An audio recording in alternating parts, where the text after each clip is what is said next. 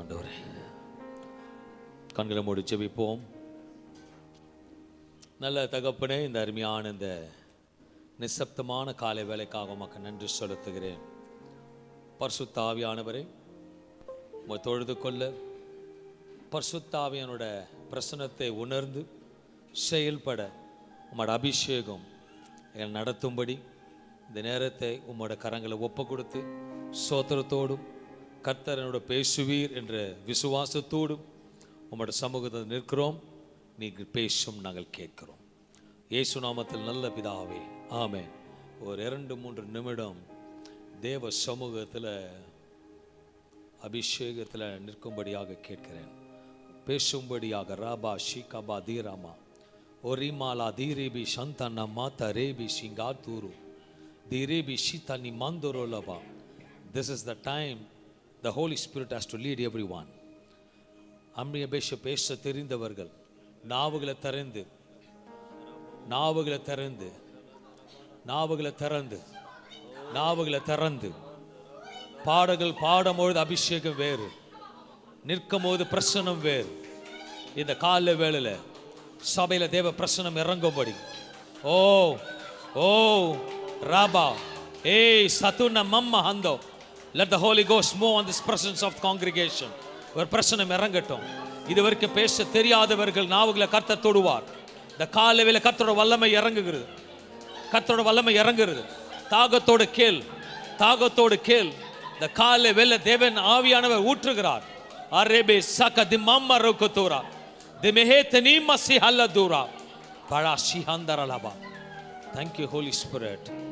Thank you Holy Spirit. Thank you Lord. உங்களோட தெய்வீக பிரசன்னத்துக்காக நன்றி செலுத்தி உமக்கு நன்றி செலுத்துகிறோம். ஆவியானவர்களை நடத்துவீராக, எங்களை பரிசுத்தப்படுத்துவீராக, ஒரு நிலையிலிருந்து அடுத்த நிலைக்கு எங்களை கொண்டு போவீராக. உங்களோட வழி நடத்தல் எங்களுக்கு வேணும், உங்களோட ஆலோசனை எங்களுக்கு வேணும், உங்களோட ஞானம் எங்களுக்கு வேணும், உங்களோட இரக்கம் எங்களுக்கு வேணும், உங்களோட கிருபை எங்களுக்கு வேணும், உங்களோட அபிஷேகம் எங்களுக்கு வேணும்.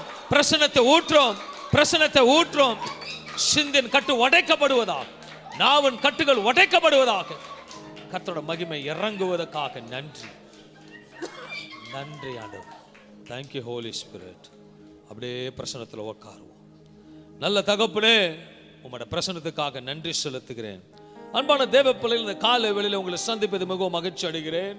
இன்றைக்கு திருவிருந்து நாளாக இருக்கிறபடியாக அவரை நினைவு கூறும்படியாக வந்திருக்கிறோம். ஹல்லேலூயா.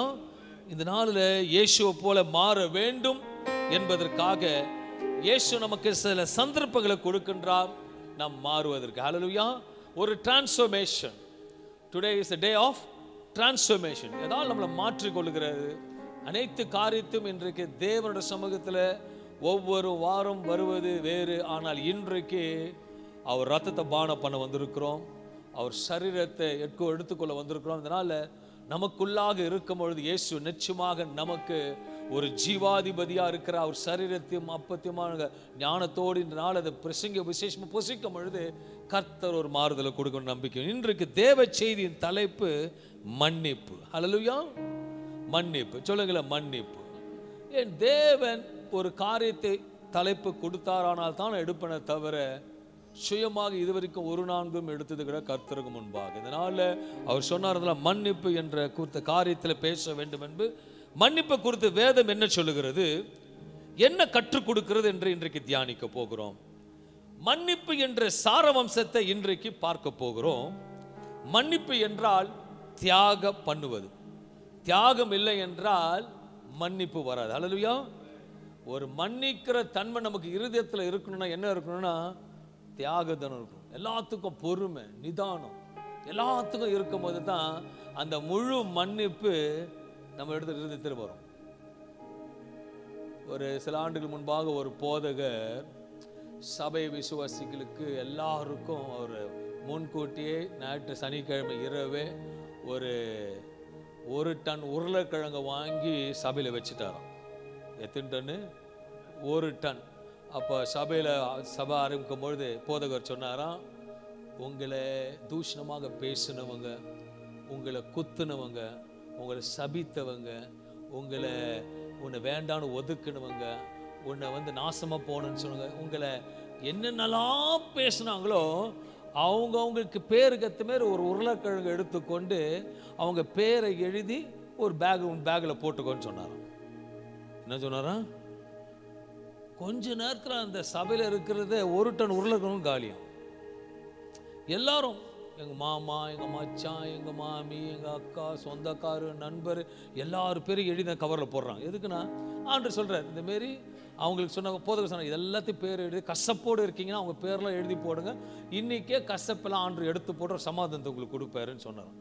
உடனே எல்லாரும் எடுத்து அவங்கவுங்க யார் யார் கசப்பாக பேசினாங்களோ, யார் யார் துரோகம் பண்ணாங்களோ, யார் யார் வேனை ஒதுக்குனாங்களோ, யார் யார் முதுகில் குத்துனாங்களோ, யார் யார் பின்னாடி பேசினாங்களோ எல்லாரோட பேர் உங்களுக்கு யாரெல்லாம் உங்களுக்கு என்னென்ன செய்தாங்களோ அவங்க பேரெல்லாம் எழுதி அந்த கவரில் நீங்களே மூட்டை கட்டி வச்சுக்கோங்கன்னு சொன்னார். எல்லாருக்கிட்டும் 2 கிலோ உருளைக்கிழங்கு இருக்கும். ஏன்னா எல்லா உலகத்தில் இருக்க தானே செய்யும். எல்லாம் இயேசுவை போல் இயேசுக்கே கூட துரோகம் பண்ணானுங்க. அப்போ நம்ம ஏமாத்துறோம்.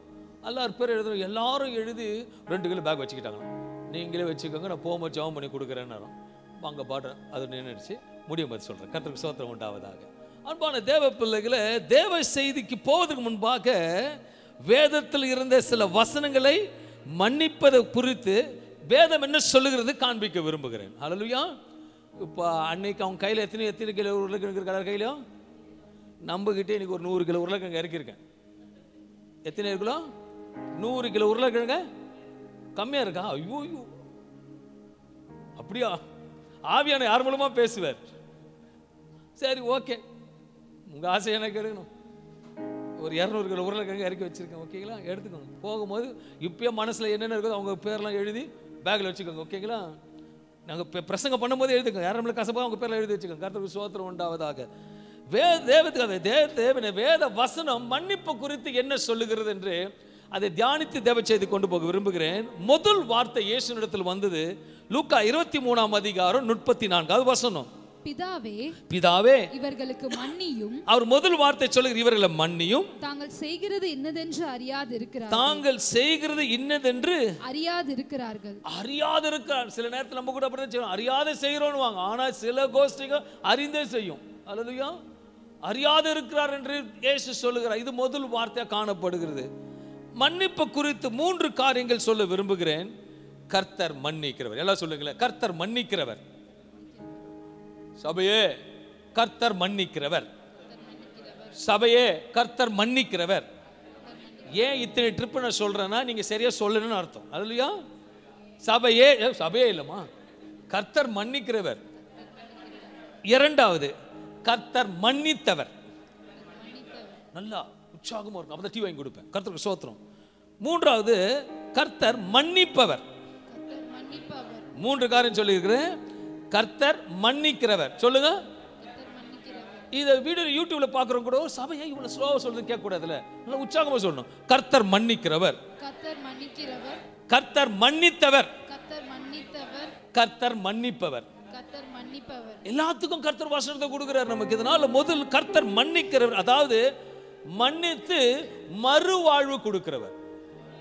நம்ம தேவன் மன்னித்து மறுவாழ்வு. ஏன்னா மன்னிக்கும் போது தான் அடுத்த லெவலுக்கு கரெக்டா மாறும். இதனால் அன்பான தேவையில்லை, கர்த்தர் மன்னிக்கிறார் சொல்லும்போது ஒரு கேள்வி வரும், எத்தனை எதுவும் மன்னிப்பார், எது வரைக்கும் மன்னிப்பார், எப்படி மன்னிப்பார் சொல்லும் பொழுது என் வேத வசனம் நான் படிக்கும் போது காண்பித்தது 1000 தலைமுறை மட்டும் மன்னிக்கிறவராம். விசேஷமா யாத்ராகமம் 34ஆம் அதிகாரம் 7ஆம் வசனத்தை எடுத்து வாசிக்கும் பொழுது 1000 தலைமுறைகளுக்கு இரக்கத்தை காக்கிறவர், அக்கிரமத்தையும் மீறுதலையும் பாவத்தையும் மன்னிக்கிறவர். நிஜமா சொல்ற மன்னிக்கிறவர். அந்த உணர்வு சம்டைம்ஸ் ஒரு தவறு பண்ற உணர்வு இருக்குன்னா அந்த உணர்வு மன்னிப்பை கொண்டு வரும். அந்த உணர்வு தவறு பண்ணிட்டோன்னு நினைச்சாலேயே ஐயோ அடுத்த செய்யக்கூடாது ஆண்டவரே நீ சொல்லும் பொழுது கர்த்தர் மன்னிப்பார். அவரெல்லாம் ஒன்னே செய்யல, நான் பாட்டு செய்துட்டே இருப்பேன், அதெல்லாம் ஒரு தப்பு இல்லைன்னு சொன்னவங்களும் கர்த்தர் மன்னிக்க மாட்டார்.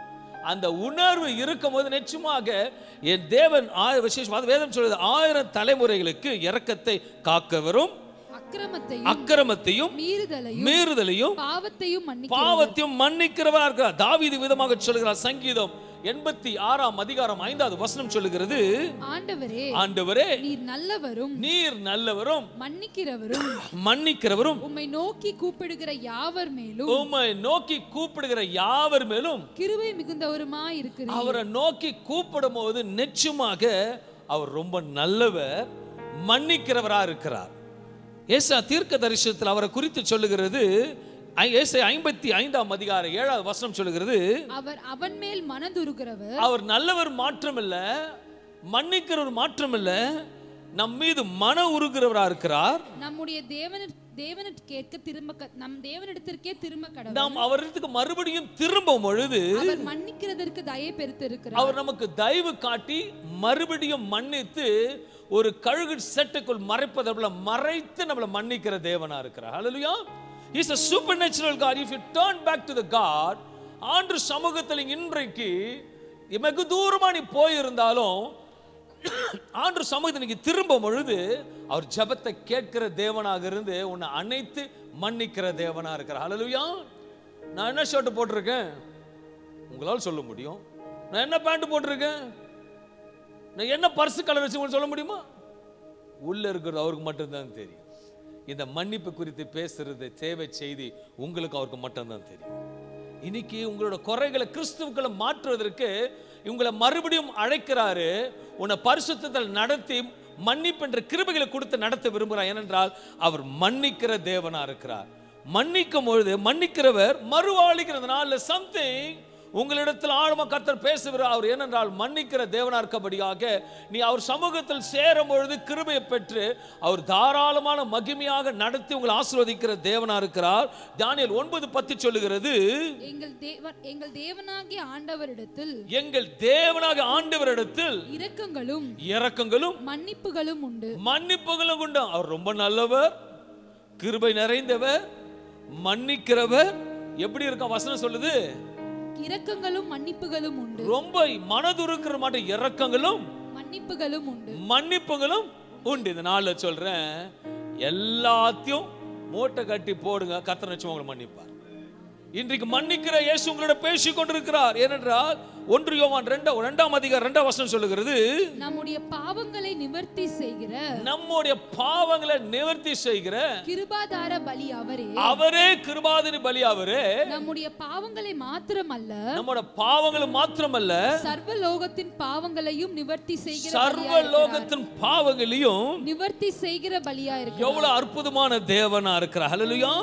அவரால் என்ன முடியாத அவர் நம்பின ஜனங்களுக்கு நம்பி வாழ்கிற ஒவ்வொருக்கும் தேவ சமூகத்தில் நம் மன்னிப்பு என்று கேட்கும் பொழுது அவர் நல்லவர், இரக்கமுள்ளவர், மனதுருகிறார், பாகபட்சம் பார்க்காதவர் மன்னித்து மறுபடியும் நீ தூரம் போயிருந்தாலும் அணைக்கிற தேவனா இருக்கிறார். எபேசியர் 1:7 சொல்லுகிறது, இவருடைய இரக்கத்தினாலே பாவ மன்னிப்பான மீட்பு இவருக்குள் நமக்கு உண்டாயிருக்கிறது. நமக்கு ஒரு பாவ மன்னிப்பு உண்டாகுவதற்கு கிறிஸ்து சிலுவையில் அறையப்பட்டவரோட வார்த்தை தான் சொல்லுகிறது. திரும்புங்கள் என்று கர்த்தர் சொல்லுகிறார். யோவேல் 2:12 வசனங்களை வாசிக்கும் பொழுது, ஆதலால் நீங்கள் உங்கள் முழு இருதயத்தோடும் இந்த நாளிலே ரத்தத்தையும் சரீரத்தையும் பானம் பண்ணுறதுக்கு முன்பாக ஆண்டு சொல்கிற வார்த்தை, மகனே மகளே, நீங்கள் உங்கள் முழு இருதயத்தோடு என்னிடத்தில் திரும்புங்கள் என்று கர்த்தர் சொல்லுகிற நாளில் உங்கள்கிட்ட என்ன சொல்றாரா, நீங்கள் திரும்புங்கள் முழு இருதயத்தோடு திரும்புங்கள் என்று இன்றைக்கு கர்த்தர் சொல்கிறாரா. சிலர் கசப்போடு இருக்கலாம், சில கசப்போடு வந்திருக்கலாம், சில கசப்பை இருத்தை வீடை போல கட்டி வைத்துக் கொண்டிருக்கலாம். கர்த்தர் சொல்லுகிறார், என்னிடத்தில் திரும்புங்கள். Turn back to me. Today God speaks to you. Turn back to me. Turn back to me. பலாப்பழம் வெளியே பார்த்தா தெரியாது, அறுத்து பார்த்தா உள்ள சொல்ல தெரியும். அல்லேலூயா. இருதயத்தின் கசப்பு வாயுக்கு தெரியும், இருதயத்துக்கு தெரியும். கர்த்தருக்கு ஸ்தோத்திரம். முகத்துல தெரியாது. அதாவது உள்ள கசப்பு வச்சுக்கிட்டு praise Lord sister தெரியாது. ஐயோ எப்போ வந்தீங்க பிரதர், அவருக்கு மட்டும்தான் தெரியும். இருதயத்தின் கசப்பு இருதயம் தெரியும். ஏன்னா ஃபர்ஸ்ட் மனுஷனை உருவாக்கும் போது, கருவில உண்டாக்கும் போதே இருதயத்தை கர்த்தர் உருவாக்குறார். அதனால அவரோட பார்வை அது மேல தான் இருக்கும். வேற எது மேலேயும் இருக்கார். இன்னைக்கு அன்பான தேவ பிள்ளைகளை ஏதாவது கசப்பு வைத்திருப்பீரானால் இன்றைக்கு தேவ சமூகம் தூக்கி எறியும்படியா கர்த்தர் பேசுகிறார், என்னிடம் திரும்புங்கள் என்று. ஹல்லேலூயா. என் தேவன் நல்லவர்.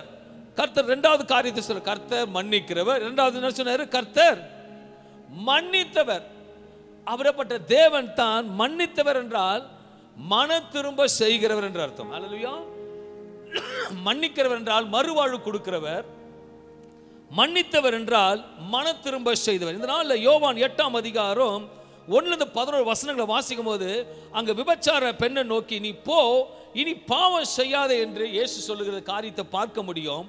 அது எடுத்து வாசிப்போம். யோவான் 8ஆம் அதிகாரம் 1-11 வசனங்களை வாசிக்கும் பொழுது, இயேசு ஒலிவ மலைக்கு போனார். மறுநாள் காலையிலே அவர் திரும்பி தேவாலயத்திற்கு வந்தபோது ஜனங்கள் எல்லோரும் அவரிடத்தில் வந்தார்கள். அவர் உட்கார்ந்து அவர்களுக்கு உபதேசம் பண்ணினார். அப்பொழுது விபசாரத்திலே கண்டுபிடிக்கப்பட்ட ஒரு ஸ்திரீ வேத பாரகரும் பரிசேயரும் அவரிடத்தில் கொண்டு வந்து அவளை நடுவே நிறுத்தி போதகரே, இந்த ஸ்திரீ விபச்சாரத்தில் கையும் மெய்யுமாய் பிடிக்கப்பட்டால் இப்படிப்பட்டவர்களை கல்லெறிந்து கொள்ள வேண்டும் என்று மோசே நியாய பிரமாணத்தில் நமக்கு கட்டளையிட்டு இருக்கிறாரே, நீர் என்ன சொல்லுகிறீர் என்றார்கள். அவர் மேல் குற்றம் சுமத்துவதற்கான காரணம் உண்டாகும் பொருட்டு அவரை சோதிக்கும்படி இப்படி சொன்னார்கள். இயேசுவோ குனிந்து விரலினால் தரையிலே எழுதினார். அவர்கள் ஓயாமல் அவரை கேட்டுக்கொண்டிருக்கையில் அவர் நிமிர்ந்து பார்த்து, உங்களில் பாவம் இல்லாதவன் இவள் மேல் முதலாவது, கவனிக்கணும், உங்கள் பாவம் இல்லாதவன் இவள் மேல் முதலாவது கல்லெறிய கடவன் என்று சொல்லி என் தேவன் அழகாக சுட்டி காட்டுகிறார். சொல்றார், உலகில் பாவம் இல்லாதவன் இவன் மேல் முதலாவதாக கல்லெறிய கடவன் என்று சொன்னார். அவர் மறுபடியும் குனிந்து தரையிலே எழுதினார். அவர்கள் அதை கேட்டு தங்கள் மனசாட்சியினால் கடிந்து கொள்ளப்பட்டு பெரியோர் முதல் சிறியோர் வரைக்கும் ஒவ்வொருவராய் போய்விட்டார்கள். இயேசு தனித்திருந்தார். அந்த ஸ்திரீ நடுவே நின்றாள். இயேசு நிமிர்ந்து அந்த ஸ்திரீயை தவிர வேறொருவரையும் காணாமல், ஸ்திரீயே, உன்மேல் குற்றம் சாட்டினவர்கள் எங்கே?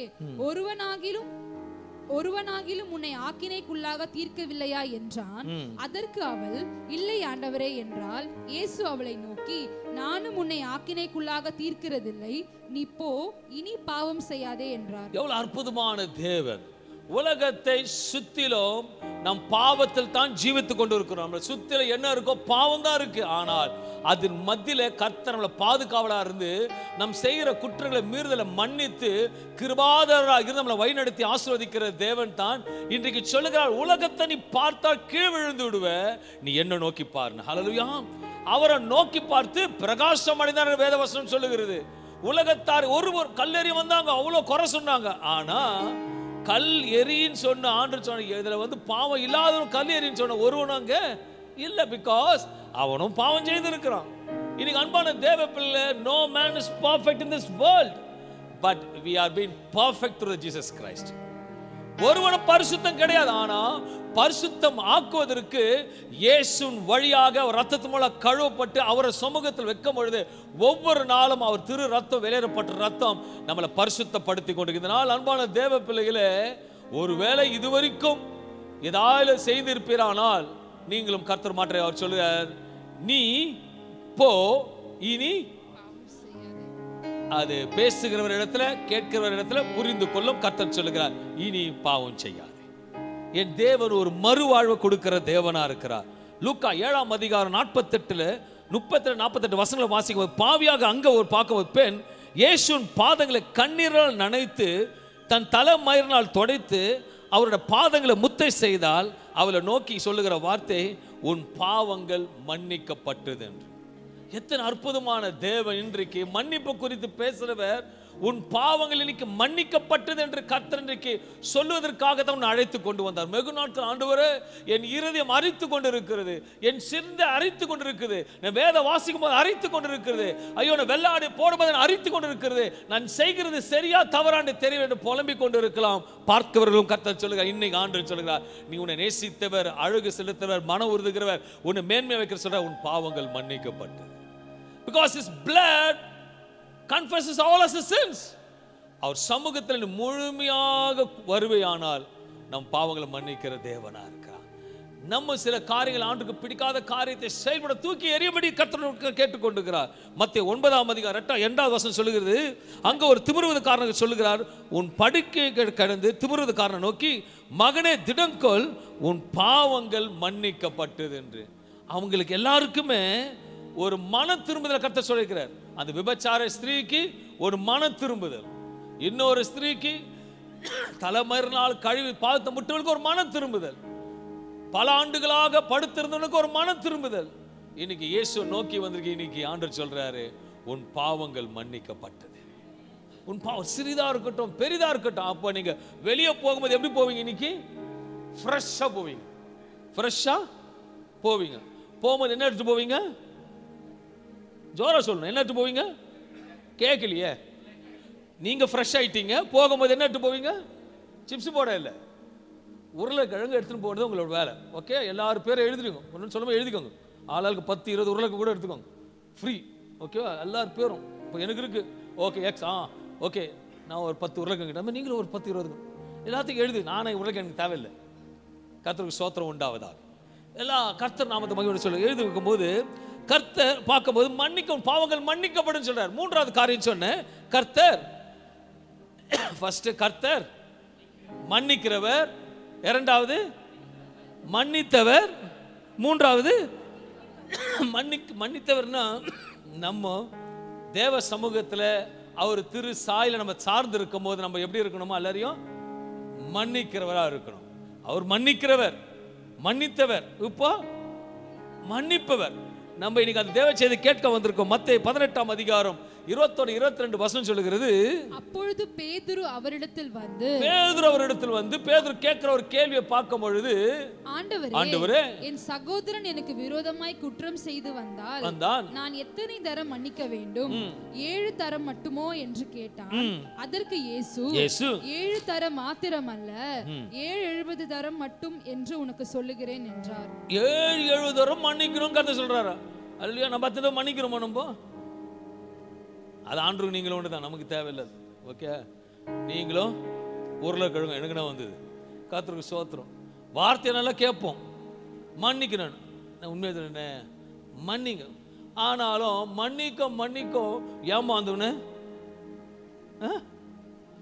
என்ன சொல்லுவாங்க? உலகம் இழிச்ச வாயினுப்பாங்க. அப்படித்தான் நம்ம இயேசுவும் பண்ணுகிறோம். அல்லையா? நம்ம இயேசுக்கு பின்னாடி ஒரு 4 கத்தி 4 கபட அலா வச்சிருந்தா நம்ம பயப்படுவோம். அவர் பரதோமா நின்னுகிறாரு ஆவியானவர். அல்லேலூயா. அவருக்கு விசுவாசம் சொல்லும் போது அத்தனை தான் அவரும் மன்னிச்சுதான் என்ன சொல்லிட்டாங்களே, 1000 பேருக்கும் மன்னிப்ப நம்ம கண்டிப்பா மன்னிச்சுதான் ஆகணும். ஆனா இன்னைக்கு எல்லாரும் நம்ம மனுஷனா ஒரு ஆமேன்னு சொல்லுங்களேன். ஸ்லோவா இருக்கு. இதயத்தின் கசப்பு ஆண்டவருக்கு தான் தெரியும். கர்த்தருக்கு ஆண்டவருக்கு தான் வெளிச்சம். அல்லேலூயா. வாட் எவர் இட் இஸ், நீங்க அதெல்லாம் உங்களோட, நீங்களும் ஆண்டவருக்கு எனக்கு பலிபட சொல்ல வேண்டிய காரியத்தை எனக்கு சொல்ல கடமை சொல்லு. ஓகே, பேதுரு கேட்டதுக்கு சொல்றார், இவ்வளோ காரியத்தை நீ மன்னிச்சு தான் ஆகணும். ஏனென்றால் மத்திய 6:14 சொல்லுகிறது, மனுஷனுடைய தப்பிதங்களை நீங்கள் அவர்களுக்கு மன்னித்தால் உங்கள் பரமபிதா உங்களுக்கும் மன்னிப்பார். உங்கள் பரமபிதா உங்களுக்கும் மன்னிப்பார். உங்களே மன்னிப்பார். நான் அடிக்கடி சொல்வேன், எதை விதைக்கிறீர்களோ நல்லதுக்கோ எடுத்துக்கலாம். ஹலோ சொல்லுங்களேன், வாய் திறந்து. நல்லதுக்கும் எடுத்துக்கலாம், கெட்டதுக்கும். அது மாதிரி ஸ்லோவா சொல்றீங்க. நல்லதுக்கும் எடுத்துக்கலாம், அவ்வளவுதான். நீங்க நல்லதை விதைச்சீங்கன்னா நல்லதை அறுப்பீங்க, கெட்டதை விதைச்சீங்கன்னா நஷ்டம் ஆகணும்னு விதைச்சீங்கன்னா நஷ்டம் தான் ஆகும்.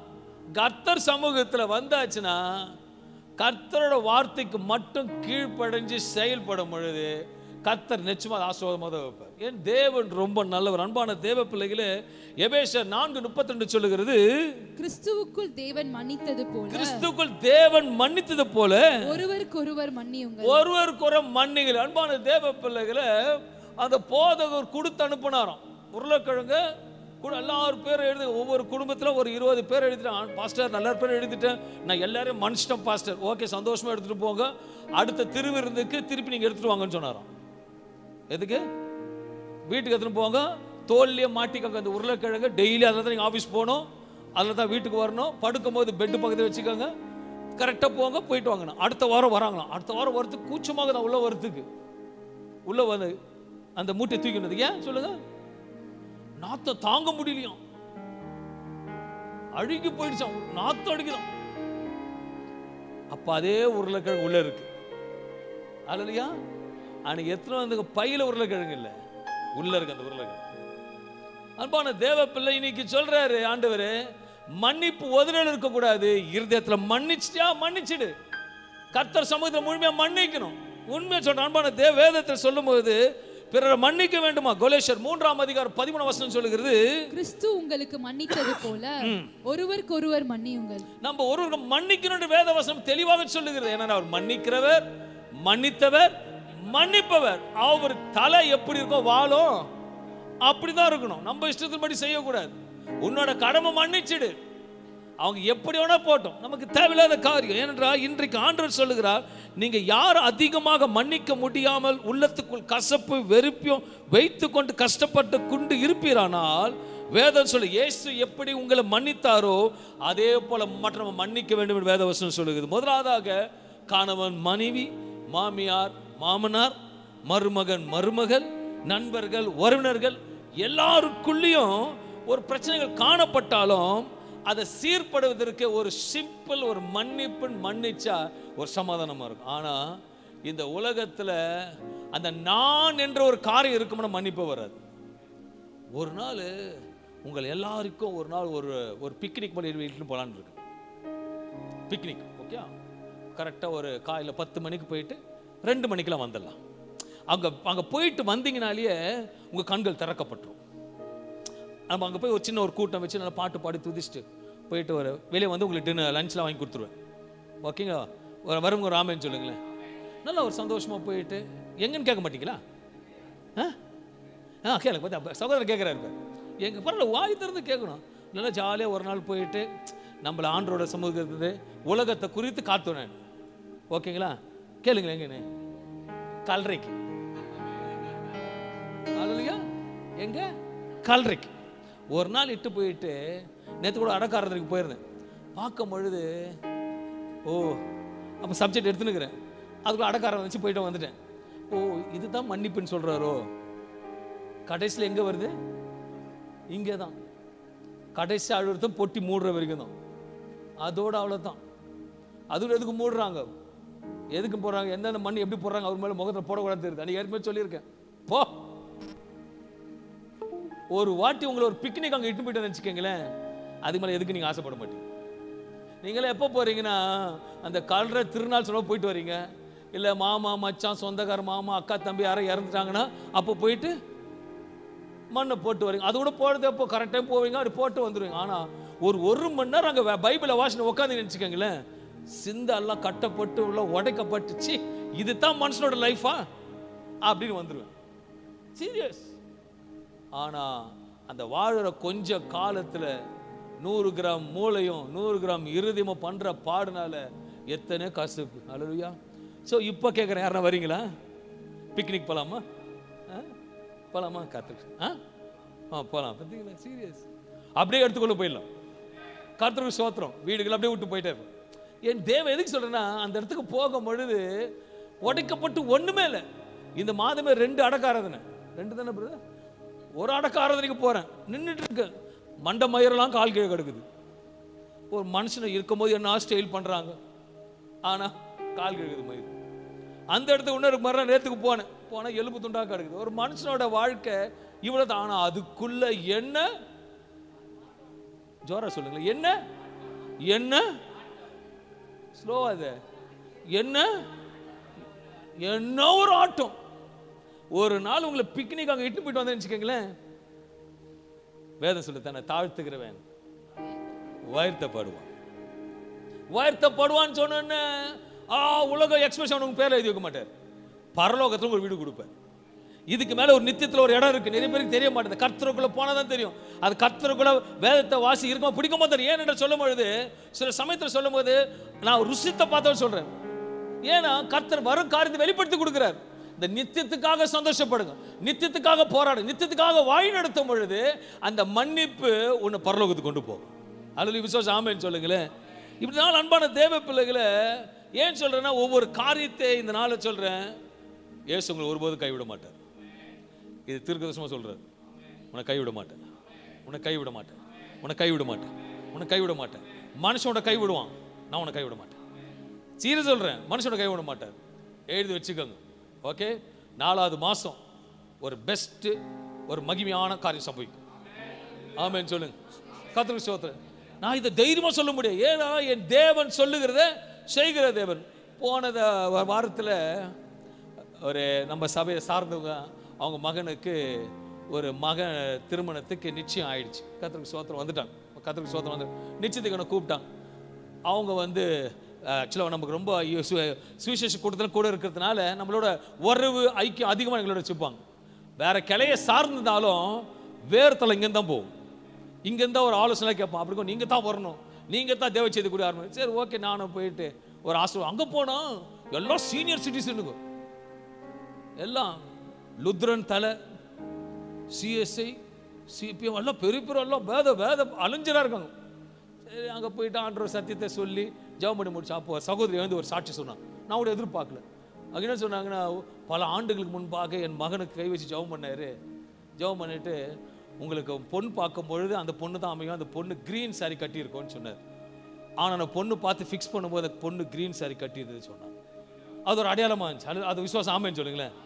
அப்போ அன்னைக்கு சொன்னவர் தான் இன்னைக்கு சொல்றாரு, நித்தியத்தில் உங்களுக்கு இடம் வேணா கர்த்தர் சமூகத்தில் இருக்கு.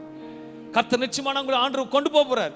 நீங்க எல்லாம் ஓகேன்னு சொன்னா ஒரு நாள் பிக்னிக் போகலாம். ஓகே, இது வரைக்கும் யாரும் போயிருக்க மாட்டாங்க, எந்த சபையிட்டு போயிருக்காரு. கள்ளக்காரர் பயப்படுவாங்க, ஏப்பா இங்க வந்தீங்க? ஹலோ, என் சபைக்கு சுத்தி காட்ட வந்தேன். சீரியஸ் வித்தியாசம் செயல்படும். அங்க போய் ஒரு நல்ல ஒரு சின்ன ஆராதனை நடத்தி பார்க்கும்போது பார்ப்போம், என்ன அடக்காரது இல்லை, எங்களை அடக்கம் பண்ணி தேவ சமூகத்தை இழந்துக்கிறோம். என் தேவன் எங்களை அடக்கம் பண்ணிட்டு கர்த்தருக்குள்ள வரப்போறேன்னு சொல்லுவோம். இதை ஒரு நிச்சயமா ஒரு நாள் ஃபிக்ஸ் பண்றேன். கர்த்தருக்கு ஸ்தோத்திரம் உண்டாவதாக. சீக்கிரம் நாள் கர்த்தர் செய்யட்டும். அல்லேலூயா. நோ கான்ட்ரிபியூஷன், நத்திங், எல்லாம் நானே. உங்க காசு எதுவுமே எனக்கு வேணும். ஓகே, நானே. ஏன்னா இங்கிருந்து பஸ்ல வந்துட போறீங்க, பைக்ல வந்துட போறீங்க, கார்ல வந்துட போறீங்க. அல்லேலூயா. பக்கத்துல தான் இருக்குது. அல்லேலூயா. துபாய் கட்டு போறேன், கல்றைக்கு தானே. அங்க போய் ஒரு நாள் உக்காந்துட்டு சோத்திரபலி ஒரு பாட்டு வரும்போது சொல்ற, ஆண்டவரே இங்கிருந்து போகும்பொழுது இரண்டு எலும்பாதான் போனேன். இங்கிருந்து வறண்டு எலும்பாதான் ஆசீர்வாதம் கொடுங்க, ஆனா இருதயம் மட்டும் உடைக்கப்பட்டு கர்த்தருக்குள்ள இருக்கிற இருதயத்தை கொடுங்கன்னு சொல்லுவேன். அல்லேலூயா. வருங்க, கை தூக்கி ஒரு ஆமென் சொல்லுங்களேன். வரலையே. அப்பா கூட ஸ்கூல் படிக்கிற மாதிரி வருது பாரு, இவ்வளவு பயம், உலக ஆசை, இது வீராசை. அல்லேலூயா. இங்க இருக்க பேர் தான் டாக்டர், பிஷப் சேவியர், பிஷப் அம்மா. உள்ள போயிட்டா எத்தனை மணிக்கு போன் பண்ணி கேட்பாங்க, எத்தனை மணிக்கு பிஷப் எடுக்கிறீங்களா? அசால்ட்டா போட்டீங்களாமான்னு. இவ்வளவு நாள் உங்களை வச்சிருந்தேன். ஒரு வார்த்தை முன்னாடி கேட்டு பார்க்குறேன் ட்ரையலுக்கு, பிஷப் எடுப்பீங்க கேட்குறீங்க. ஐயோ என்னது சிஸ்டர் எப்போ எடுக்கணும்? நான் பார்த்துன்னு தான் இருப்பேன். எப்போ பாய் எடுப்பீங்க? இது தான் என்னைக்கும் நிரந்தரம். சொல்லு பக்கத்தில், இதுதான் நிரந்தரம். அல்லேலூயா. மன்னி, நீ மன்னிக்கும் போது தான் நீ நித்தியத்தில் இருப்பேன் சொல்ற. அன்பான தேவப்பிள்ளை, கொலேசியர் 3:13 சொன்னது போல கிறிஸ்துக்குள் உங்களுக்கு மன்னிப்பதில் ஒருவருக்கிற மன்னிங்க. அன்பான தேவப்பிள்ளை, ஒன்று நல்லா புரிந்து கொள்ள வேண்டும். நம் வாழ்கின்ற உலகம் பொல்லாத உலகம், பொறாமை நிறைந்த உலகம், பகைக்கிற உலகம், விரோதிக்கிற உலகம், பின்னாடி குத்துக்கிற ஏமாற்றுகிற உலகம், வஞ்சிக்கிற உலகம். இப்படிப்பட்ட ஜனங்கள் உலகம் இருக்கத்தான் செய்வாங்க. ஆனாலும் அதில் மத்தியில் நீ ஜீவிக்க வேண்டும் என்று கர்த்தர் உங்களுக்கு சொல்லுகிறார் இல்லையா? இவர்கள் ஒரு காலமும் இவங்களை என்ன முடியாது, ஆண்டவர் தான் திருத்தணும், மனுஷனால் திருத்த முடியாது. ஆனாலும் எல்லாம் குத்தியும் வாங்கிக்கிட்டு கர்த்தருக்காக இருக்கும்போது கர்த்தர் நம்மளை நடத்துவார். அல்லையா?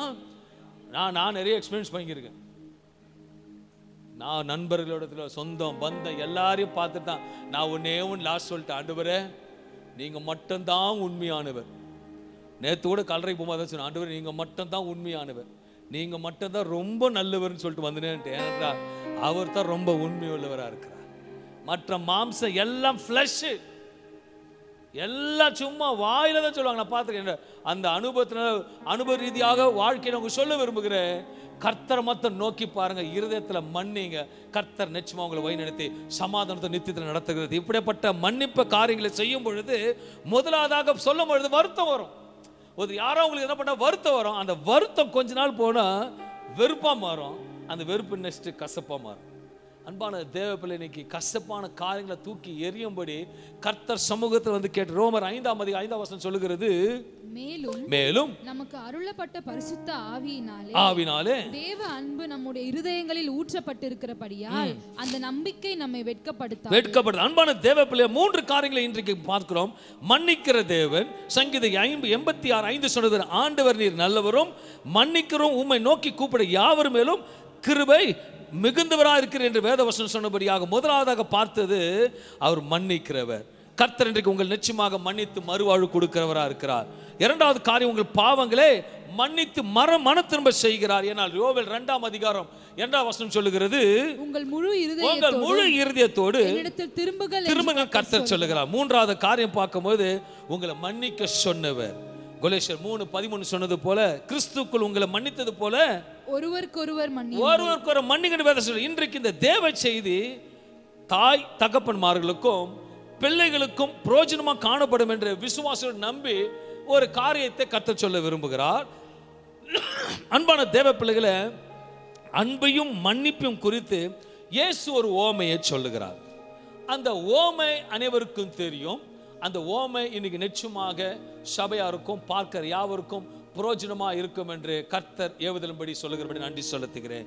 லூக்கா 5:15 11-32 ஒரு தடவை வாசிக்கும் பொழுது, பின்பு அவர் சொன்னது, ஒரு மனுஷனுக்கு 2 குமாரர் இருந்தார்கள். அவர்களில் இளையவன் தகப்பனை நோக்கி தகப்பனே, ஆஸ்தியில் எனக்கு வரும் பங்கை எனக்கு தர வேண்டும் என்றான். அந்தபடி அவன் அவர்களுக்கு தன் ஆசியை பங்கிட்டு கொடுத்தான். சில நாளைக்கு பின்பு இளைய மகன் எல்லாவற்றையும் சேர்த்து கொண்டு தூர தேசத்துக்கு புறப்பட்டு போய் அங்கே துன்மார்க்கமாய் ஜீவனம் பண்ணி தன் ஆசியை அழித்து போட்டான். எல்லாவற்றையும் அவன் செலவழித்த பின்பு அந்த தேசத்திலே கொடிய பஞ்சம் உண்டாயிற்று. அப்பொழுது அவன் குறைவுபட தொடங்கி அந்த தேசத்தின் குடிகளில் ஒருவரிடத்தில் போய் ஒட்டி கொண்டான். அந்த குடியவன் அவனை தன் வயல்களில் பன்றிகளை மேய்க்கும்படி அனுப்பினான். அப்பொழுது பன்றிகள் தின்கிற தவட்டினாலே தன் வயிற்றை நிரப்ப ஆசையாயிருந்தான். ஒருவனும் அதை அவனுக்கு கொடுக்கவில்லை. அவனுக்கு புத்தி தெளிந்த போது அவன் தன் தகப்பனுடைய கூலிக்காரர் எத்தனையோ பேருக்கு பூர்த்தியான சாப்பாடு இருக்கிறது, நானும் பசியினால் சாகிறேன். நான் எழுந்து என் தகப்பனிடத்திற்கு போய், தகப்பனே, பரத்துக்கு விரோதமாகவும் உமக்கு விரோதமாகவும் பாவம் செய்தேன். இனிமேல் உம்முடைய குமாரன் என்று சொல்லப்படுவதற்கு நான் பாத்திரன் அல்ல. உம்முடைய கூலிக்காரரில் ஒருவனாக என்னை வைத்துக் கொள்ளும் என்பேன் என்று சொல்லி எழுந்து புறப்பட்டு தன் தகப்பனிடத்தில் வந்தான். அவன் தூரத்தில் வரும்பொழுதே அவனுடைய தகப்பன் அவனை கண்டு மனதுருகி ஓடி அவன் கழுத்தை கட்டி கொண்டு அவனுக்கு முத்தம் செய்தான். குமாரன் தகப்பனை நோக்கி, தகப்பனே, பரத்துக்கு விரோதமாகவும் உமக்கு முன்பாகவும் பாவம் செய்தேன். இனிமேல் உம்முடைய குமாரன் என்று சொல்லப்படுவதற்கு நான் பாத்திரன் அல்ல என்று சொன்னான். அப்பொழுது தகப்பன் தன் ஊழியக்காரரை நோக்கி, நீங்கள் உயர்ந்த வஸ்திரத்தை கொண்டு வந்து இவனுக்கு உடுத்தி இவன் கைக்கு மோதிரத்தையும் கால்களுக்கு பாதரட்சைகளையும் போடுங்கள். கொழுத்த கன்றை கொண்டு வந்து அடியுங்கள். நாம் புசித்து சந்தோஷமாய் இருப்போம். என் குமாரனாகி இவன் மரித்தான், திரும்பவும் உயிர்த்தான், காணாமற் போனான், திரும்பவும் காணப்பட்டான் என்றான். அப்படியே அவர்கள் சந்தோஷப்பட தொடங்கினார். இந்த வசனம் எல்லாருக்கும் தெரியும். ஆமென் சொல்லுங்களேன். எல்லாருக்கும் தெரிஞ்ச வசனம். ஆமென் சொல்லுங்களேன். சரி, ஆளாருக்கு ஒரு கருத்து சொல்லுங்க இதை குறித்து. ஹலோ, பல வருஷமா கேட்டு இருக்கீங்க இதுல ஒரு கருத்து சொல்லுங்க பாப்போம். நான் இங்க ஃபர்ஸ்ட்ல நீங்க ஆரம்பிக்கிறோம். ஆளாருக்கு ஒரு சின்ன கருத்து. இது ரொம்ப வருஷமா தெரியும் இந்த கருத்து.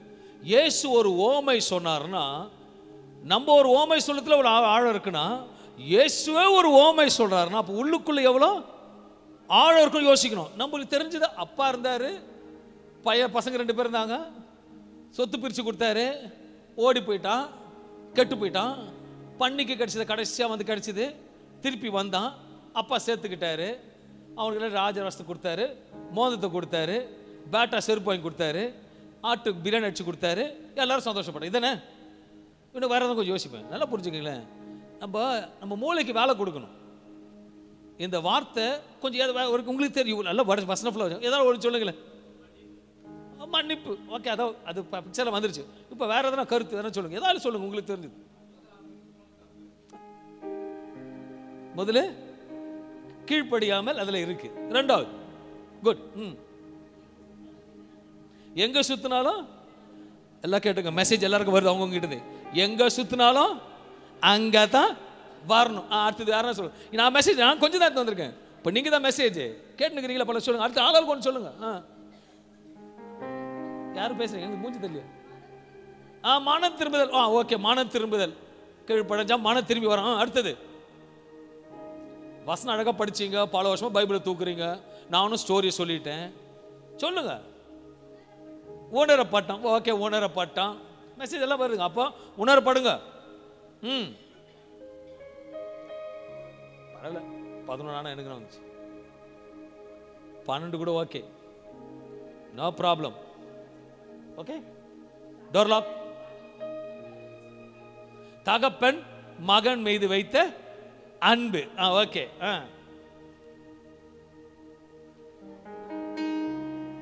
பாசமா சொல்லிட்டாங்க. யாரும் சொல்லுங்க, எல்லாம் இருக்குன்னு ஆடக்கூடாது. ஓகே, அவ்வளோதானா? அப்போ இவ்வளோ பேர் இருக்கிறீங்க, எல்லாம் படிச்சிருக்கிறீங்க, காலேஜ் போறீங்க, நல்லா பெரிய பெரிய டிகிரி வாங்கியிருக்கீங்க எல்லாருமே. ஓகே, நீங்க சரியா சொல்லனா நீங்க ஏதோ குறையா இருக்கீங்க அர்த்தம். ஏதாலும் சொல்லுங்க. மன திரும்புதல். சரி, நானே போயிடுறேன், ஒரு ஸ்டெப்பா போவோம். ஓகேவா? கர்த்தருக்கு ஸ்தோத்திரம். எனக்கு தெரிஞ்ச வெளிப்பாடுகள். ஓகே, வசந்த வாசம். பின்னும் அவர் சொன்னது, ஒரு மனுஷனுக்கு 2 குமாரர்கள் இருந்தார்கள். பாசிமா. பின்னும் அவர் சொன்னது, ஒரு மனுஷனுக்கு 2 குமாரர் இருந்தார்கள்.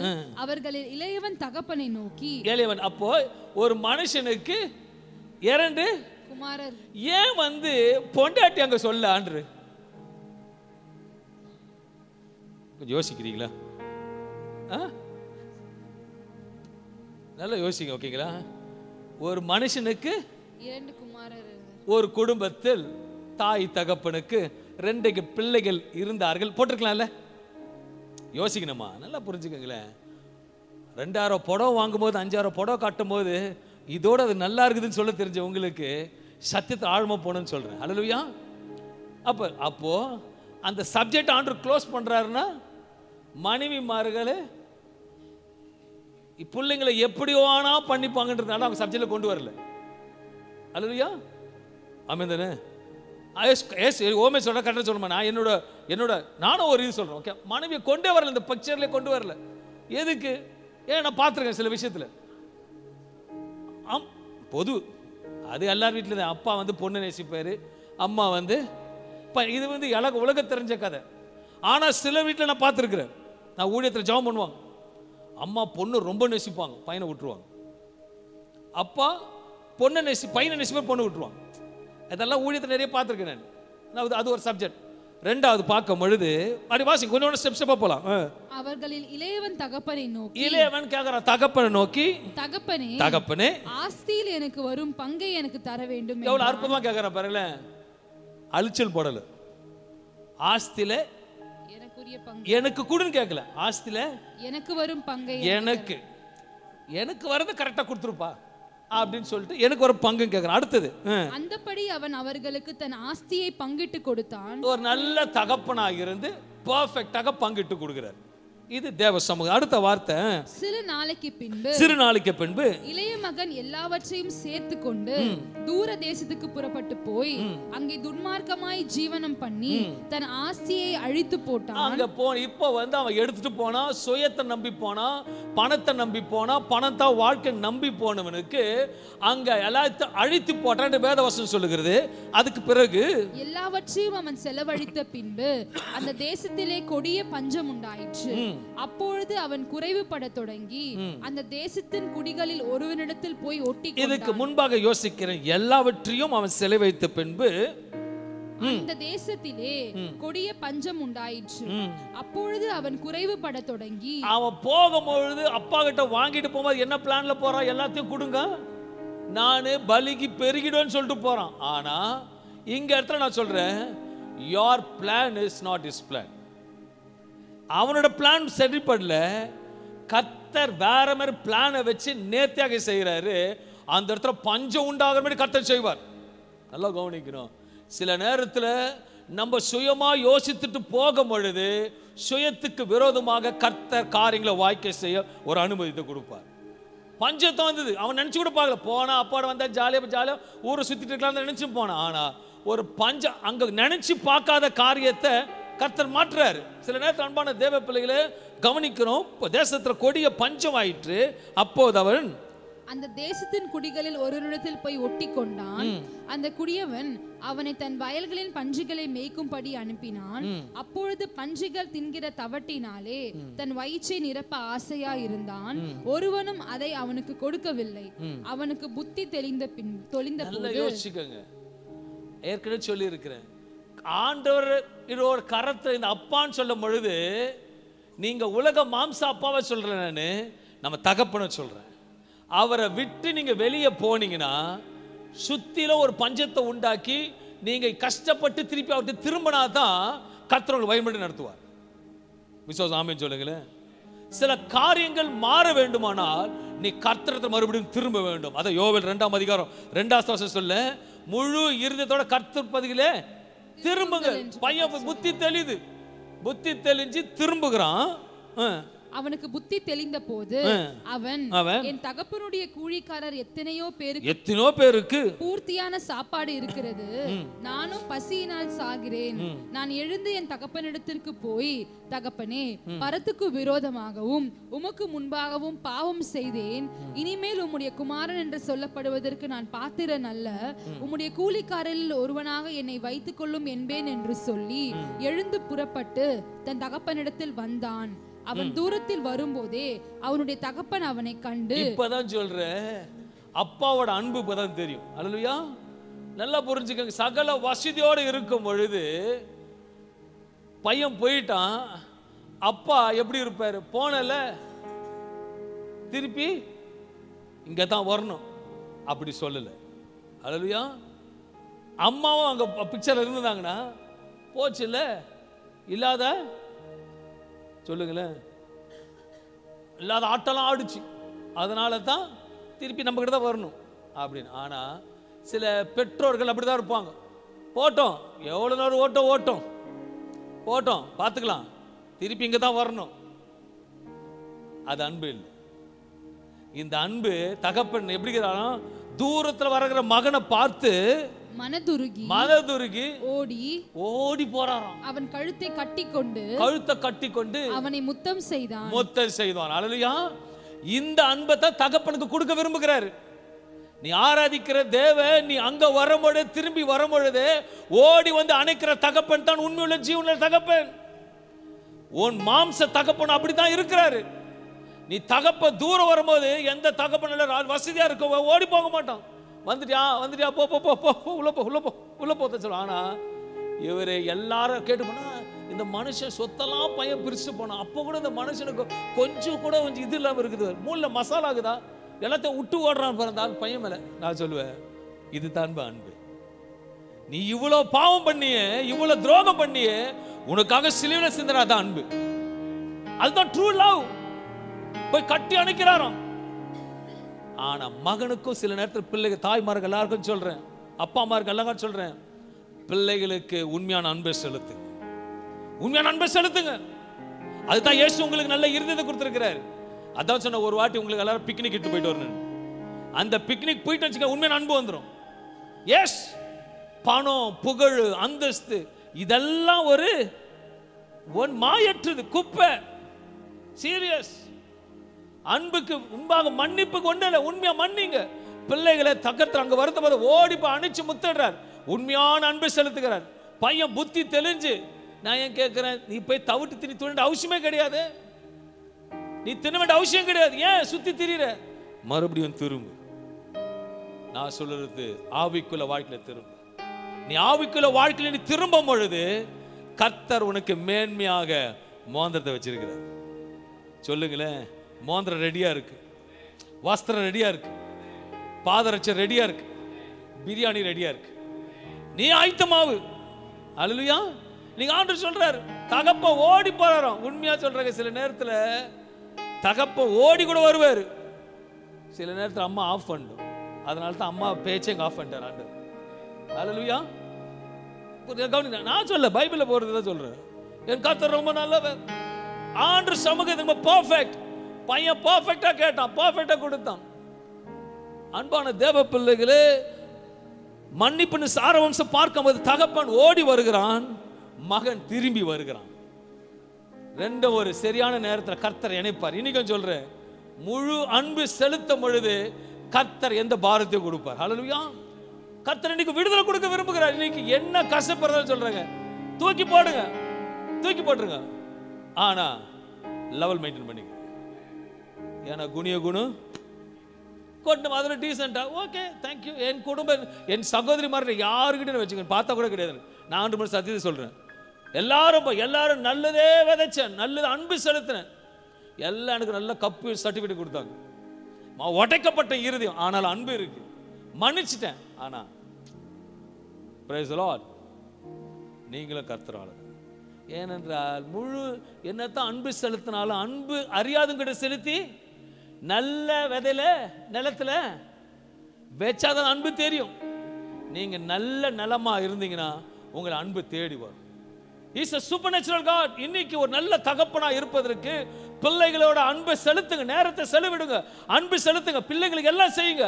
அதே நேரத்தில் அன்பு அரவணைக்கிற மாதிரி பிள்ளைகளை நடத்துங்க சொல்றேன். இன்னைக்கு வாலிப பிள்ளைகள் இருக்குன்னு சொல்றேன். அப்பாவோட அன்பு தெரிஞ்சு மறுபடியும் ரிட்டர்ன் ஆகும்போது கர்த்தர் பரலோகம் ஆசீர்வதிக்கப்படும். நல்ல பாருங்களே, சப்போஸ் பையன் திரும்பி வரல, அப்பா எப்படி இருந்திருப்பாரு? அப்பா ஏன் சோகமா இருக்கணும்? அவர் நல்லா சந்தோஷமா தான் இருந்திருப்பாரு. நீ போன திரும்பி வானாரு, கரெக்டா? திரும்பி வந்தா என்ன இருக்கு? திரும்பி வந்தா இன்னைக்கு நான் சொல்றேன், நீ ஆண்டுக்குள்ள திரும்பி வா. ஆண்டுக்குள்ள இன்னைக்கு திரும்பி வரும் பொழுது என்னென்ன காத்திருக்கும் உங்களுக்கு? மோதிரம், வஸ்திரம், பாதரட்சை, பிரியாணி. இன்னைக்கு இந்த மன்னிப்புனால 4 காத்திருக்கு உங்களுக்கு. என்னென்ன காத்திருக்கு? மோதிரம், வஸ்திரம், பாதரட்சை, பிரியாணி. நான் கம்மியா சொல்றேன். நீ இன்னைக்கு எங்க போயிருந்தாலும் சரி, திரும்பி நீ வந்தையானால் கர்த்தருக்குள்ள திரும்பு, தேவ சமூகத்தை மறுபடியும் திரும்பு, ஆதில் அன்பை திரும்பு, கசப்பை உடைச்சு போட்டு மன்னிப்பை கொடுத்து மறுபடியும் திரும்பு. உனக்கு திரும்பினா நிச்சயமா ஒரு பெரிய பிளஸிங்கை கொடுக்கிறாரு. அது என்ன பிளஸிங்னா, இந்த ரத்தத்தை பானம் பண்றது கொடுக்கறது இல்ல, அதை காட்டி நீ மன திரும்பி நீ திரும்ப பொழுது என்னென்ன வருது உனக்கு? மோதிரம், அழகா சொல்றீங்க, மோதிரம், வஸ்திரம், பாதரட்சை, பிரியாணி. ஆமென் சொல்லுங்களேன். ஏன் இவ்வளவு ஸ்லோவா சொல்றீங்க? நீங்க திரும்பி இன்னைக்கு வந்துட்டு கர்த்தருக்குள்ள ஒருவேளை கர்த்தரங்கத்தார் தூரமாகிற இன்னைக்கு ஆண்டு எல்லாத்தையும் மன்னிச்சு தூக்கி போட்டு, உனக்கு தேவையில்லாத தூக்கி போட்ட ஆண்டவரே நான் மறுபடியும் உங்ககிட்ட வந்துட்டேன், நீ விசுவாசத்தோடு வந்து இருப்பையானால் சுயம் சாக வேண்டும், மாம்சம் சாக வேண்டும், பெருமை சாக வேண்டும். சாக வேண்டும் என்று நீங்க சொல்லுங்க, ஓகேவா? பெருமை ஜோரா, ஹலோ, பெருமை வேற என்ன சொல்லுங்க, டக்குன்னு வரல எனக்கு. கர்த்தருக்கு ஸ்தோத்திரம். அகந்தை, படிப்பு, அழகு, இத மேன்மை, அப்புறம் இந்த கோல் முற்றுத்து, அப்புறம் XYZ எல்லாம் வந்துட்டா 4 கிடைக்கும் உங்களுக்கு. என்ன கிடைக்கும்? நீங்க எழுதுன்னு சொல்லுங்க. நீங்க தான் அழகா சொல்றீங்க. அவர் சொல்றது ரொம்ப அழகா இருக்கு. சொல்லுங்க, சொல்லுங்க. மோதிரம், வஸ்திரம், பாதரட்சை, பிரியாணி. இது 4 வேணும். ஆமேன்னு சொல்லுங்களேன். இது 4 வேணும்னா நீ என்ன பண்ணும்? நார்த் பேஸ்ல இருக்கிற நீ சவுத் பேஸுக்கு வா. ஹல்லேலூயா. வேற ஒண்ணும் பண்ணாது. அது பைபிள் படிக்கலையா? பைபிளை படி. சபைக்கு வருத்திலையா? சபைக்கு வா. பொய் சொல்லாத, மாத்திக்கிறேன். நீ மாத்த ரூட்டை மாற்றும் பொழுது நல்லா புரிஞ்சுக்கங்களேன். இந்த இடத்துக்கு போறீங்க, நான் எங்க வீட்டுக்கு போறதுக்கு கண்டிப்பா நீங்க ஒன்னு ரைட்டு திரும்பி தான் ஆகணும், இல்ல லெஃப்ட் திரும்பி தான் ஆகணும். என் வீட்டுக்கு வாங்கன்னு சொல்லிட்டேன். எல்லாருக்கும் வீடு தெரிஞ்சுக்கணும். ஆமேன்னு சொல்லுங்களேன். நான் சொல்லிட்டேன் 4 வச்சிருக்கோம் உங்க வீட்டில். எங்க வீட்டில் மோதிரம், வஸ்திரம், பாதரட்சை, பிரியாணி. இப்போ எங்க வீட்டுக்கு எப்படி வருவீங்க? நேரா வந்துட்டீங்க. ஒன்னு ரைட் திரும்பி தான் ஆகணும். திரும்பலனா உங்களுக்கு இல்ல இல்ல இல்ல இல்ல. ஆமென். திரும்பியா? மனம் திரும்பு. நீ திரும்புன்னு சொல்ல, மனம் திரும்பு. இங்க தான் எல்லாமே இருக்கு. இங்க இருந்து அங்க போகும், அங்க இருந்து இங்க வரும். இந்த 2 ஜானை வந்து கல்றையில புதைய நிற்கும். கர்த்தருக்காக இருக்கும் பொழுது நீ திரும்பினால் கர்த்தர் திரும்ப வைப்பார். அந்த அன்பானது இப்படி ஓடி விசேஷமாக வர அந்த அர்த்தம் என்ன பார்க்கும்போது, பணமோ புகழோ அந்தஸ்தோ முக்கியம் அல்ல, என் மகன் மறுபடியும் வருகிறான் என்று தன்னை தாழ்த்தி அவனை மன்னித்து சொல்லும் பொழுது கர்த்தர் சகலத்தை கொடுக்கிற தேவனா இருக்கிற அன்பான தேவ பிள்ளைகளே, இந்த நாள் ஒரு 4-3 காரியத்தை சொல்ல விரும்புகிறேன். கிறிஸ்து ஜீவத்தில் முக்கியமாக பார்க்க வேண்டிய ஒன்று மன்னிப்பு. வேதத்தில் யாரெல்லாம் மன்னித்தார் என்று பார்க்கும் பொழுது, முதலாவதாக இரத்த சாட்சியாக ஸ்தேவான், அவரை கல்லெறிந்து கொல்வார்கள். இப்படிப்பட்ட வேதனை சூழ்நிலைகளும் ஸ்தேவான் சொல்லுகிற காரியத்தை பார்க்கும் அப்போஸ்தலர் 7ஆம் அதிகாரம் 57-60 வசனங்களை வாசிக்கும் பொழுது, அப்பொழுது அவர்கள் உரத்த சத்தமாய் கூக்குரலிட்டு தங்கள் காதுகளை அடைத்துக் கொண்டு ஒருமனப்பட்டு அவன் மேல் பாய்ந்து அவனை நகரத்திற்கு புறம்பே தள்ளி அவனை கல்லெறிந்தார்கள். சாட்சிக்காரர் தங்கள் வஸ்திரங்களை கழற்றி சவுல் என்னப்பட்ட ஒரு வாலிபனுடைய பாதத்தின் அருகே வைத்தார்கள். அப்பொழுது கர்த்தராகிய இயேசுவே என் ஆவியை ஏற்றுக்கொள்ளும் என்று ஸ்தேவான் தொழுது கொள்ளுகையில் அவனை கல்லெறிந்தார்கள். அவனோ முழங்கால் படியிட்டு ஆண்டவரே, இவர்கள் மேல் இந்த பாவத்தை சுமத்தாதிரும் என்று மிகுந்த சத்தமிட்டு சொன்னான். இப்படி சொல்லி நித்திரை அடைந்தான். அன்பான தேவ பிள்ளைகளே, கல் எறிறாங்க, ஆனாலும் அவங்களை மன்னிக்கிற தன்மை இருந்தார் சேவான். இரண்டாவது காரியத்தை, யோசேப்பு ஒரு வாலிபன், சொந்த சகோதரர்கள் குழியில தூக்கி போட்டார்கள். மறுபடியும் சொந்த சகோதரர் அவரை விற்று போட்டார்கள். அவனுடைய விளைவுகள் ஒரு வேலைக்காரனாக ஒரு சிறைச்சாலையில தான் இருந்தான். ஆனால் யோசேப்போட கர்த்தர் இருந்தபடியாக கர்த்தர் யோசேப்பை மேன்மையா வைப்பதற்கு அதிபதியாக, எகிப்துக்கு அதிபதியாக வைத்த தேவன். ஏனென்றால் அந்த உயர்த்தப்பட்ட யோசேப்பு அந்த உயர்த்தப்பட்ட நிலையில் தன்னை இப்படி சிறைச்சாலையிலே தள்ளினவர்களை வந்த பொழுது, விற்று போட்டு வந்த பொழுதும் அவர்களை மன்னித்து சுதந்திரமாக ஏற்றுக்கொண்டான். அல்லேலூயா. யோசேப்பு அந்த நேரத்தில் நல்லா யோசிக்கோ, யோசேப்பை போல உங்களை எல்லாம் தள்ளிட்டு யோசேப்பை போல ஆண்டவர் உங்களை உயர்த்திட்டாருன்னா உன் குடும்பம் வந்து என்ன பண்ணுவீங்க? யோசேப்பை போல இருப்பீங்க? நீ தானே தள்ளின வா இங்க வா, அவனுக்கு பங்கத்தில் போடு. ஆனா யோசேப்பை பார்த்து நான் தூரத்துல இருந்தேன், என் அண்ணன், ஐயோ என் சொந்தம் வந்திருக்கு. ஏன்னா யோசேப்போட யார் இருந்தது?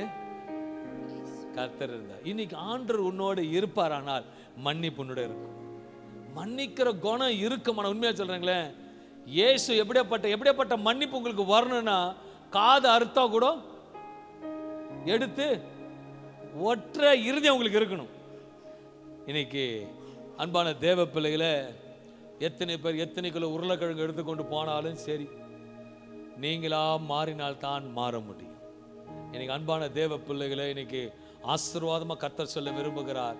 அவன் மன திரும்பி தகப்பட்டத்தில் வந்த பொழுது 4 காரியத்தை அந்த தகப்பன் வைத்திருந்தார். நான் விசுவாசிக்கிறேன், பலிபீடத்திலிருந்து தகப்பன் 4 காரியத்தை உங்களுக்கு வைத்திருக்கிறார். நீ மனம் திரும்பி இந்த ஓய்வு நாளில் அவர் சமூகத்தில் மறுபடியும் ஆதில அன்பனி திரும்புவானால், தேவ சமூகத்தில் காத்திருந்து திரும்புவானால், தேவனுக்காக எல்லாத்தையும் விட்டு திரும்புவானால், உனக்கு மோதிரம் இருக்கிறது, வஸ்திரம் இருக்கிறது, பாதரட்சை இருக்கிறது, நன்காக பிரியாணியும் இருக்கிறது. என்றால் இன்றைக்கு பேசுகிற உண்மையானவர் இந்த பலிபீடத்தை சொல்லுகிற வார்த்தை ஒன்றும் எதுக்கு கீழே விழுந்ததில்லை. சொல்லுகிறத சொன்னதை செய்து முடிக்கிற தேவனா இருக்கிறார். இன்றைக்கு என்ட்ரி இலவசம், யாரோனா உள்ள என்ட்ரி வரலாம். Hallelujah. Free entry. Hallelujah. Open entry. இன்னைக்கு வந்தால் உங்களுக்கு 4ம் கொடுக்கப்படும், வரவில்லை என்றால் 4ம் மறுபடியும் எடுத்துக்கொள்ளப்படும். இது விசுவாசம். ஆமென் சொல்லுங்களேன். நீங்க என்ன உணர்றீங்க? இன்னைக்கு தேவ சமூகத்தை திருவிழத்தில் கலந்து கொள்ளும் பொழுது, ஆண்டவரே நான் தெரிந்தோ தெரியாமலோ அறிந்தோ அறியாமலோ நான் செய்த காரியங்களை மன்னிங்க ஆண்டவரே. இன்னைக்கு உங்க சமூகத்தை திரும்ப விரும்புகிறேன், என்னை நடத்துங்க. இன்னைக்கு கொடுத்த 4 ஆசீர்வாதங்களும் இலவசமா கொடுக்க 4 ஆசீர்வாதம் எனக்கு தான் சொல்லி ஜெபம் பண்ணுவோம். நல்ல தகப்பனே, இந்த அருமையான வேளையில வேத வார்த்தை உண்மையானது, சத்தியமானது. பரிசுத்த தேவனோட வார்த்தை உண்மையும் சத்தியமானது. இன்றைக்கு திரும்ப கிருபை பாராட்டும், திரும்பதற்கு பலனை கொடுப்பீர், திரும்புவதற்கு சத்துவத்தை கொடுத்து மாறுவதற்கு பலனை கொடுக்கும்படியாக இயேசு நாமத்தில் ஜெபிக்கிறேன். உம்முடைய தெய்வீக பிரசன்னம், தெய்வீக மகிமை இந்த பிள்ளைகள் ஆட்கொள்ளட்டும். என் தேவன் கிருபாதர பலியா இருக்கிறபடியாக இயேசு நாமத்தை ஜெபித்து மன்னிப்பு என்ற கிருபைகளை பிள்ளைகளுக்கு கொடுத்து அந்த தகப்பன் ஓடி வருகிறது போல நீ ஓடி வர ஆயத்தமா இருக்கிறீர். நீ மனம் திரும்பி மறுபடியும் தகப்பனத்தில் வரும் பொழுது 4 ஆசீர்வாதங்களை கர்த்தர் கொடுக்க ஆயத்தமா காத்திருக்கிறார். பிதா குமார் இயேசு நாமத்தில் வார்த்தையின் ஆசீர்வாதத்துக்காக நன்றி செலுத்தி ஸ்தோத்திரிக்கிறேன். இரக்கமுள்ள நல்ல பிதாவே. ஆமென். ஆமென். God bless you. கர்த்தர் உங்களை ஆசீர்வதிப்பார். கர்த்தருக்கு